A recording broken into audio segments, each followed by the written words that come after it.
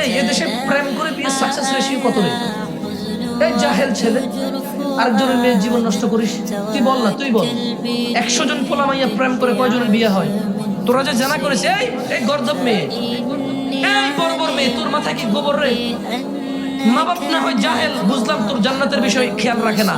বোন আমার তোর বয়স 14-15 হয়েছে না? বোন আমার তোর বয়স 16-17 হয়েছে না? কিভাবে তুই বিয়ের আগে আরেকটা ছেলের সাথে ঘুমাস?